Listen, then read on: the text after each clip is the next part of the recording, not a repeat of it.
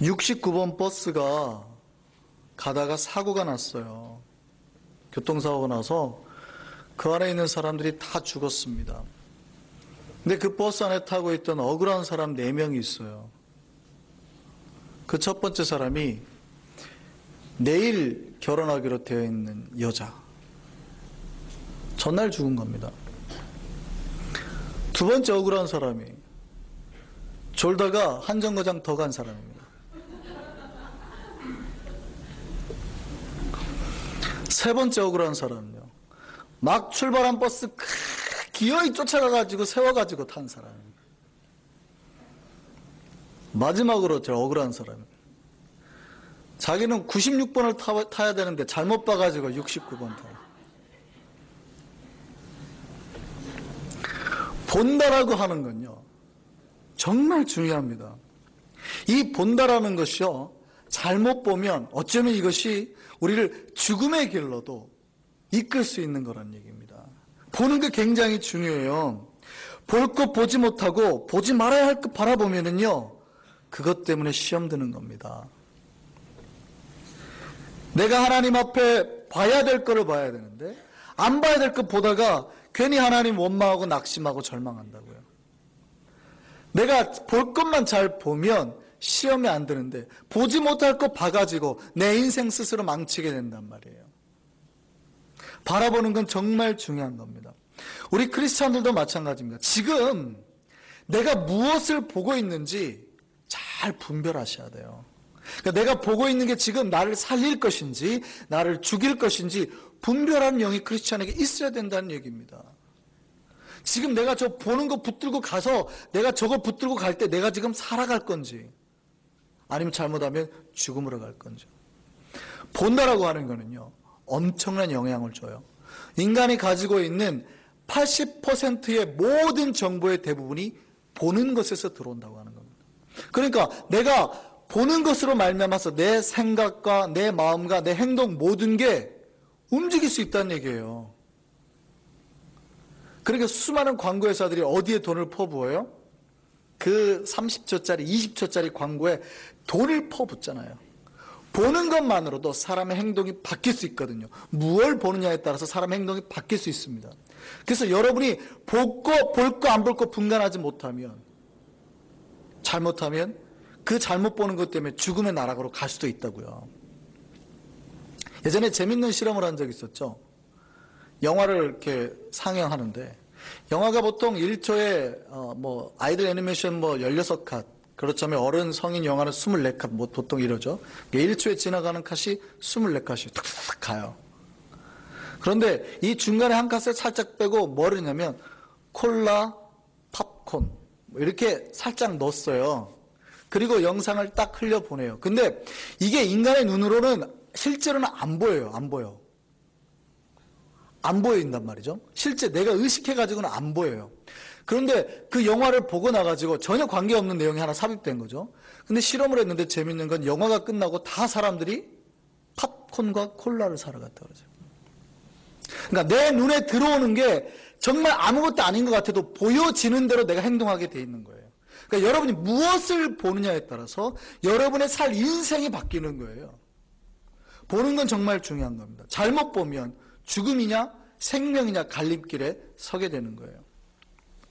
이스라엘 백성이요, 출애굽해가지고 하나님과 동행했습니다. 우리가 지난주에 살펴봤죠. 그들에게 누가 함께 계셨어요? 하나님이. 그 하나님이 함께 있는 임재의 표징이 뭐였어요? 구름 기둥과 불 기둥이었습니다. 구름 기둥과 불 기둥으로 하나님이 낮에도 밤에도 항상 함께 했습니다. 자, 그런데 이스라엘 백성들이 이 하나님의 임재를 알았을까요? 몰랐을까요? 알았어요. 왜냐하면 보이니까 구름 기둥이 보인단 말이에요. 불 기둥이 보인단 말이에요. 그러니까 내가 하나님과 함께하는 거 알죠. 하나님이 나와 함께 하시는구나, 우리와 함께 하시는구나, 알아요. 그러니까 출애굽해가지고 광야길을 갈 때 평탄한 내 삶의 그 삶 속에서는 하나님이 항상 나와 함께 하시는구나, 야 놀랍다, 저렇게 함께 하시네, 구름 기둥으로 함께 하시고 불 기둥으로 함께 하시네, 안단 말이에요. 하나님 나와 함께 하시는 걸 알아요. 모르는 게 아닙니다.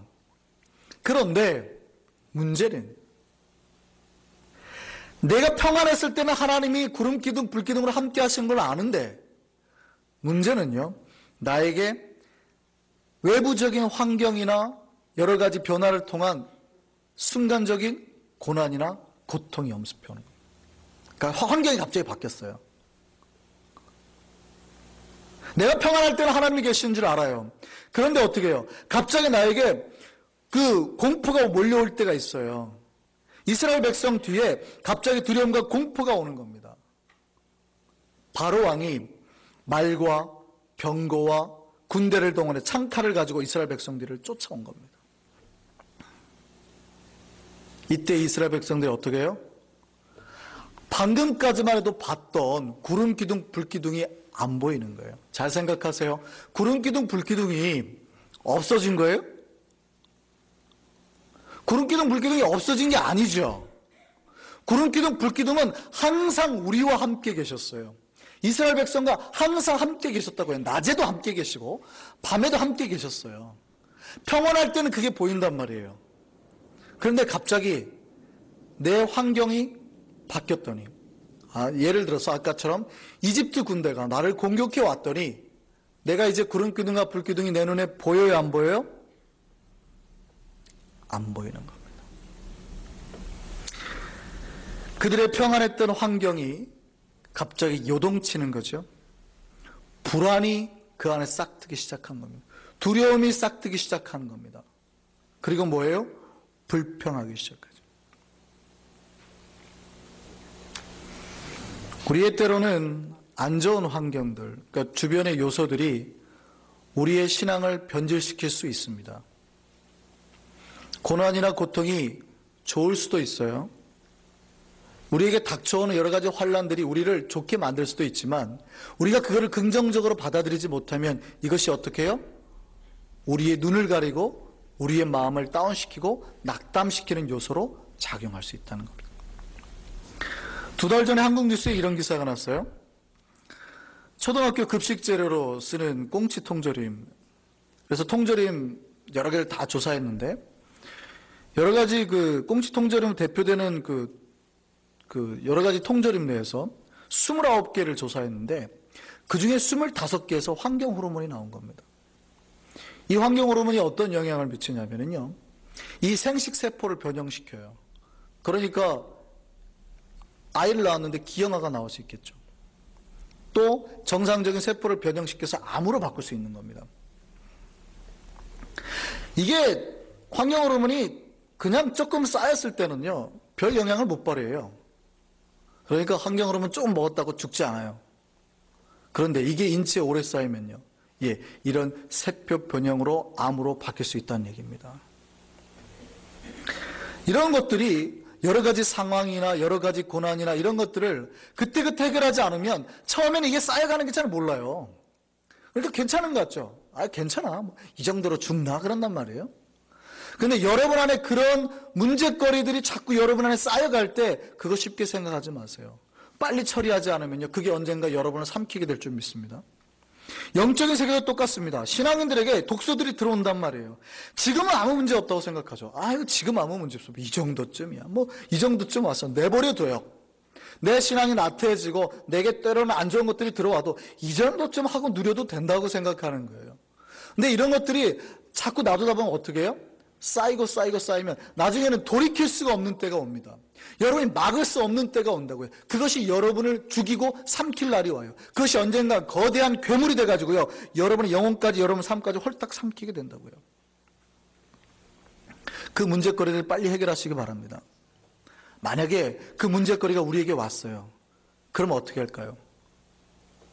안 오면 좋은데 여러분 안에 그런 고난의 때, 근심의 때, 어둠의 때가 와요. 왔을 때 어떻게 할까요? 여기 우리의 지혜가 필요합니다. 이때 문제를 바라보지 마시기 바랍니다. 그러니까 여러분의 문제를 바라보면 절망이 더 와요. 왜냐하면 우리는 해결할 수 있는 능력이 없으니까. 그럼 해결할 수 있는 능력은 어디서 찾으면 돼요? 의사에게 찾으면 되죠. 병을 바라보면 고통과 절망밖에 안 와요. 그런데 의사를 바라보면요, 의사를 찾아가면 돼요. 의사를 찾아가고 의사에게 가서 약을 얻으면 의외로 생각보다 쉽게 병이 해결되는 겁니다. 우리의 문제가 해결되는 겁니다. 여러분의 고난의 때에 여러분 스스로 환경 속에 계속 몰두해가지고 그것만 바라보지 마시라고요. 오히려 그것은 우리에게 절망을 가져올 뿐입니다. 그럴 때마다 빨리 의사이신 주님을 찾아가기 바랍니다. 주님께서 해결할 줄 믿습니다. 주님은 생각보다 쉽게 해결하세요. 왜냐하면 치료의 처방이 있으시거든요. 주님이 주신 약을 먹으면 되는 거예요. 병을 바라보면 절망 가운데 죽어갈 수밖에 없는 겁니다. 자, 고난이 왔습니다.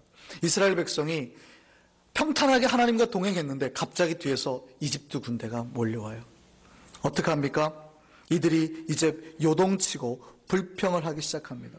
이들이 뭐라고 불평해요?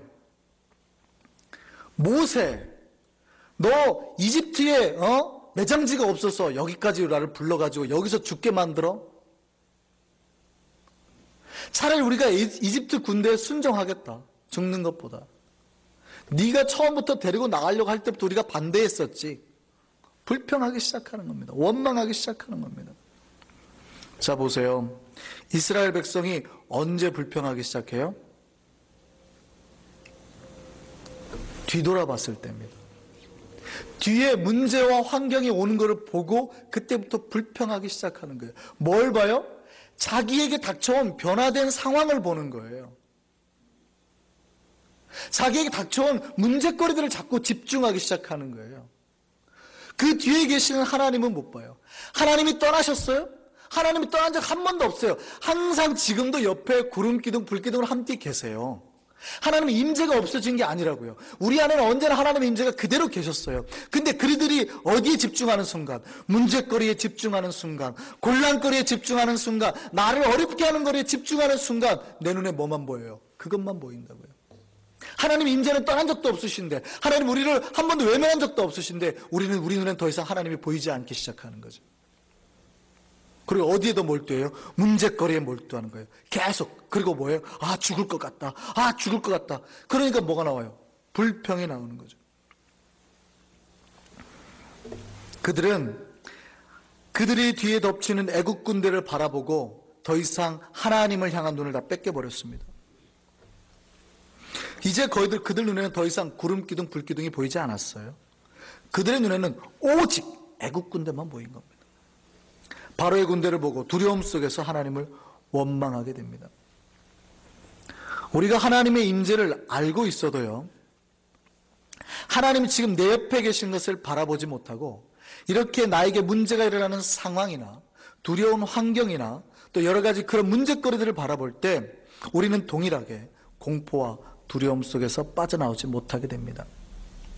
하나님이 내 옆에 임재하시는 것, 이것도 알지 못하게 된다고요. 우리가 새벽마다 기도하죠. 큐티 때마다 하나님께 기도합니다. 주로 무엇을 위해서 기도했습니까? 주님 나와 함께 하시고 내 속에서 동행하시고 끊임없이 내 안에 임재 기도를 했죠. 그렇게 살아요. 평탄할 때는 그게 느껴진다고요. 하나님이 내 삶에 계시다는 게 느껴진다고요. 그런데 기억하시기 바랍니다. 이스라엘 백성들과 똑같이요, 크리스찬들이 나에게 그런 문제가 발생할 수 있다는 걸 미리 준비하지 않으면 그 어려운 문제에 여러분도 동일하게 넘어질 수 있습니다.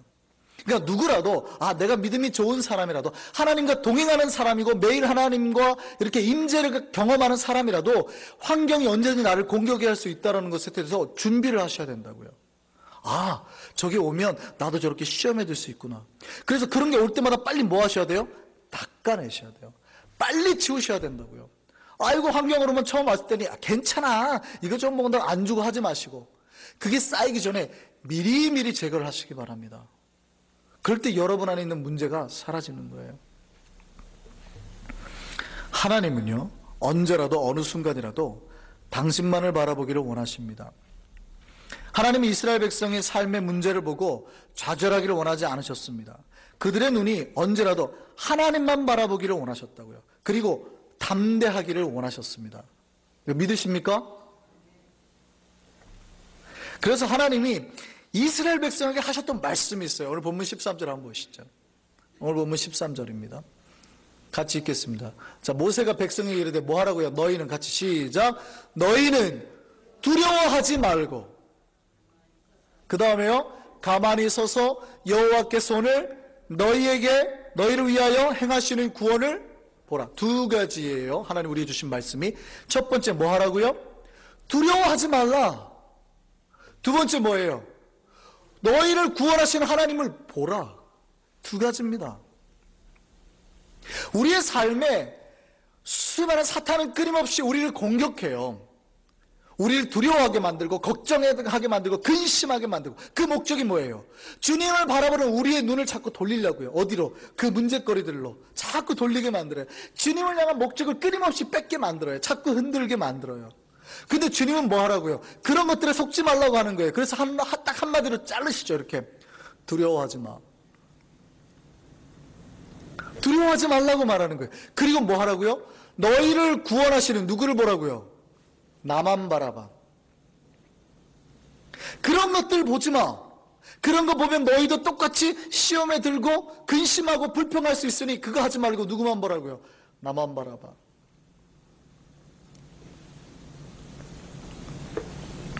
우리가 무엇을 바라보느냐에 따라서 우리가 두려움과 공포의 인생을 사느냐, 평안과 기쁨의 사느냐가 결정된다고요. 우리가 아무리 죽음의 상황이라도요, 주님을 바라보게 된다면 살게 될 줄 믿습니다. 진퇴양난의 상황이 오죠. 야, 내가 진짜 여기로도 못 가요. 내 뒤로도 못 빠져요. 이럴 때가 온단 말이에요. 사면초가의 때가 와요. 앞뒤 좌우가 다 나를 죽이려는 것들로만 가득 차 있어요. 어디로 가도 내가 이제 죽음의 길로 막 따랐어요. 다 막혀 있다고요. 이스라엘이 지금 그런 때예요. 앞으로 나가자니 넘실배는 파도가 있어서 거기 빠져다 죽을 것 같고, 뒤로 가자니 이스라엘 군대가 창칼을 들고 와가지고 다 찔려 죽을 것 같고. 그런데 두려워하지 않을 수 있습니까? 말이 안 되죠. 하나님 어떻게 안 두려워합니까? 나만 있으면은 내가 안 두려워할 수 있죠. 근데 하나님 생각해보세요. 지금 내 자식 목숨이 달려있다고요. 내 부모님 목숨이 달려있다고요. 지금 가족이 다 죽게 생겼는데 왜 어떻게 안 두려워해요? 라고 말할 수 있지 않겠습니까? 이런 때가 온다고요. 이스라엘 백성이 지금 그런 때예요. 우리가 쉽게 넘어갈 때가 아니라 다 죽게 생긴 때라고요. 지금 장정 60만이니까 200만 명이 다 죽게 생긴 때예요. 어떻게 불평을 안 합니까? 불평하는 게 지금 타당하단 말이에요. 우리의 삶에 그럴 때가 온다고요.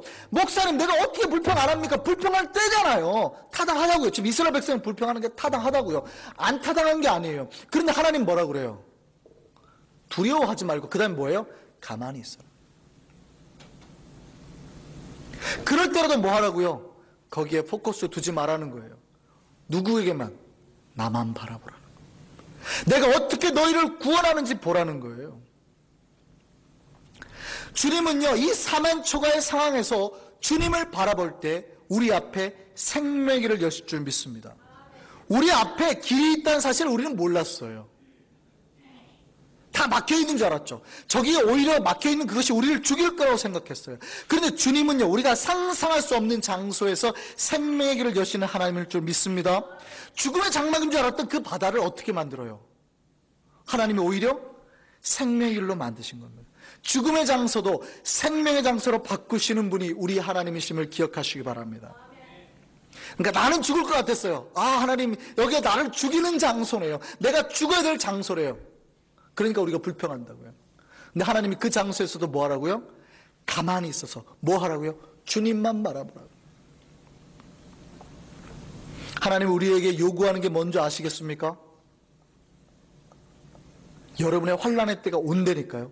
여러분 가족까지 다 죽을 것 같은 때가 온다니까요. 그때라도 두려워하지 마시고 주님만 바라볼 수 있는 저와 여러분 되기를 바랍니다.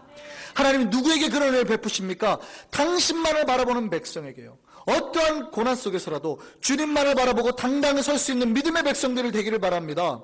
주님을 바라보는 자는요, 주님이 걸어가라 하신 그 길을 가게 되어 있어요. 주님을 바라본 이스라엘 백성들은요, 모두 믿음으로 그 홍해를 건넜단 말입니다.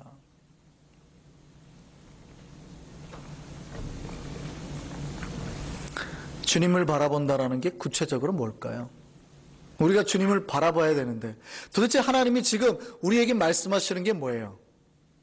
주님을 바라보라고 하는 그 말씀의 뜻, 의도가 뭐예요? 왜 너희는 잠잠하라고 했어요? 왜 너희는 두려워하지 말고 가만히 있으라고 했어요? 하나님이. 그 다음에 우리에게 뭘 주시려고? 주의 말씀을 주시려고. 우리가 막 불평하고 막 하니까 내 소리만 들리고 더 이상 뭐가 안 들려요? 주님의 소리가 안 들려요. 여러분, 불평하는 순간 주의 음성이 안 들립니다. 내 소리 때문에 주의 소리가 묵혀요. 없어진다고요. 호렙산에서 엘리야가 기도할 때 하나님이 어디 가운데 역사하셨어요? 지진 가운데? 바람 가운데? 어느 가운데 역사하셨어요? 아주 세미한 음성 가운데 역사하시죠. 주님 우리에게 끊임없이 말씀하시는데 여러분 자꾸 불평하잖아요? 큰 소리 내잖아요? 안 들린다고요. 그럼 하나님이 잠잠하라고 그러거든요. 두려워하지 말고 잠잠하고 나만 바라봐. 그러니까 입 다물으라는 얘기죠. 왜요? 왜 그렇게 말씀하세요? 내가 너에게 말할게. 살 길을 알려줄게. 주의 음성 말씀하시려고요. 이스라엘 백성들이 하나님 앞에 불평했죠. 앞에 계속 그걸 보고 불평합니다. 야, 나 여기서 죽는 게 차라리 낫겠다. 야, 애굽 사람 섬기는 게 더 낫겠다. 여기를 우리를 죽이려고 그러냐 막 이래요. 그러니까 하나님 뭐라 그래요? 이 모든 소리 내지 말아라. 그리고 뭐예요? 나만 바라보라. 이게 뭐냐면 이제 내 음성 들어라 그런 거예요. 이것이 주님을 바라보라입니다. 주님만을 바라보고 주의 음성 들으라고. 그때 하나님 오늘 15절 볼까요? 15절입니다. 같이 읽습니다. 여호와께서 모세에게 이르시되, 하나님이 이때 모세에게 말씀하셨다고요. 모세에게 말씀하셔서 뭐하게요? 이스라엘에게 대언하게요. 너는 어찌해서 내게 부르짖느냐? 잠잠하라는 얘기예요. 이거는 기도가 아니라 지금 불평하는 거예요. 부르짖느냐? 잠잠하라. 그 다음에 뭐해요? 하나님 음성이 들려오는데 뭐라고 그래요? 이스라엘 자손에게 명령하여 앞으로 나아가게 하라는 겁니다. 하나님의 음성이 왔습니다. 뭐 하라는 거예요? 순종하라는 겁니다. 주님만 바라보는 이스라엘 백성에 주님 바로 명령하시는 거예요. 주님 말씀하신 음성에 순종하라고 말하는 겁니다. 주님을 바라본다라는 것, 이겁니다. 자기의 생각과 말 모두 내려놓고 주님의 음성에 그저 아멘 하고 순종하는 것, 이거를 목적으로 하는 겁니다. 주를 바라본다라는 거는. 그러니까 주를 바라본다라는 것은 내가 잠잠해서 주님만 보고 주님께서 말씀하시는 음성에 귀를 기울이고 그 음성에 순종하라는 말씀이에요. 이 순종으로 이스라엘이 홍해를 건넜음을 믿으시기 바랍니다. 순종이 얼마나 중요한지. 이 순종이 생명의 길로 인도한다고요. 할리 블랙커비, 리처드 블랙커비가 같이 쓴 하나님 음성에 응답하는 삶이라는 책에 이런 내용이 나옵니다. 제가 그 책을 그대로 읽겠습니다. 내가 처음 집례한 장례식은 어린 꼬마의 장례식이었다. 우리 교회 한 부부의 첫 아이였고 조부모에게는 첫 손주였다. 어느 날 그 집에 신방을 가서 보니 그 아이는 부모의 말을 대놓고 무시했다. 오라고 하면 갔고 앉으라고 하면 일어섰다. 부모는 그런 행동을 나무라기보다는 그저 귀여워했다. 하루는 그 집 앞마당 문이 열려 있었다. 딸아이가 마당을 빠져나가 길 쪽으로 가는 것이 부모 눈에 띄었다. 저쪽에서 차 한 대가 무서운 속도로 달려오고 있었다. 딸아이는 주차해둔 2대의 차 사이로 빠져나가 도로 쪽으로 달려갔다. 안 돼! 돌아와! 부모가 다급한 목소리로 어린 딸에게 외쳤다. 아이는 잠깐 서서 부모를 보고 씩 웃더니 다시 돌아서서는 달려오는 차 쪽으로 곧장 뛰어들었다. 차는 아이를 세차게 들이받았다. 아이의 죽음 앞에서 터져나오는 부모의 통곡은 그야말로 단장의 비애였다. 그것은 한 아이가 부모 말에 순종하도록 훈련되어 있지 않아서 일어난 비극이었다. 나는 그 사건을 통해 큰 교훈을 얻었다. 하나님의 백성들에게 그분의 음성이 들릴 때 반드시 즉각 순종하도록 가르쳐야 한다는 것이다. 하나님 음성을 알아듣고 그분께 순종하는 것이 바로 생명이다. 하나님은 주님을 바라보게 만들어요. 주님을 바라보아서 뭐 하라고요? 너희의 모든 불평을 잠잠하고 주의 음성 듣고 그 음성대로 행하게, 그 음성대로 순종하게 만들려고요. 그 길이 생명의 기름을 아시기 때문에요. 그 길이 우리를 살리는 길을 아시기 때문입니다. 주님을 바라보게 만들려는 목적은 거기에 있습니다. 주님을 바라보고 주의 뜻에 순종하게 만들려고 하는 겁니다. 주님을 바라보는 자는 주의 음성을 듣게 되어 있기 때문입니다. 그래서 주의 음성을 듣는 사람은요, 어그러지고 삐뚤어진 길이 아닌 주님의 길을 갈 수 있게 되는 겁니다. 그 길을 걸어갈 때 우리는 비로소 생명의 길로 들어가게 되는 겁니다. 하나님은요, 바라보라는 말씀하셨던 주님은 비로소 당신만을 바라보는 백성에게 말씀하시고 당신이 행하시는 것을 보여주시고 그 길대로 순종하게 하십니다. 이스라엘 백성 주님만 바라보고 따라선 그 순종으로 모든 문제의 길을 넘어서 생명의 길로 들어가게 된 것입니다. 이스라엘 백성이요, 주님만 바라보고 주의 음성에 순종해서 이제 뭘 행해요? 홍해를 두 발로 걷는 기적을 경험하게 되는 겁니다. 하나님은 언제나 우리를 이 기적의 길로 인도하신 하나님을 기억하시기 바랍니다. 하나님이 때로는 우리를 코너로 몰아넣을 때가 있어요. 막다른 길로 몰아넣을 때가 있다고요. 하나님, 저 죽을 것 같은데요, 왜 이러세요? 앞에도 뒤에도 옆에도 모두 다 나를 죽이려 하는 것밖에 없는데요, 내 가족 이러다 몰살할 것 같은데요 할 때가 있다고요. 몰아넣을 때가 있어요. 그때 기억하시기 바랍니다. 우리 뒤에 상상할 수 없는 기적을 하나님이 준비해 두셨음을 기억하시기 바랍니다. 그러니까 우리를 죽이려 했던 그것이 우리를 죽이는 길이 아니라 그 길 속에서 주님만 바라볼 때 그 죽음이 장막이 열려서 생명의 길로 바뀌게 될 줄 믿습니다. 주님만 바라보고 주의 음성에 순종함으로 그 기적의 들로 들어갈 수 있는 우리 모두가 되기를 간절히 바랍니다. 우린 이제 우리 앞에 문제를 바라보지 않고 어려운 환경을 바라보지 않고 주님만을 바라보고 주의 음성만을 듣고 주님께서 가라 하신 그 길만을 가기를 바랍니다. 비록 그 길이 지금은 죽음의 물결이 넘실대는 바다일지라도 두려워하지 않기를 바랍니다. 주님만 바라보는 순종의 길 앞에 서 있는 우리에게 주님은 그 바다를 갈라서 생명의 길이 되게 하실 줄 믿습니다. 이 놀라운 기적을 경험하는 저와 여러분 되기를 간절히 바랍니다. 기도하겠습니다.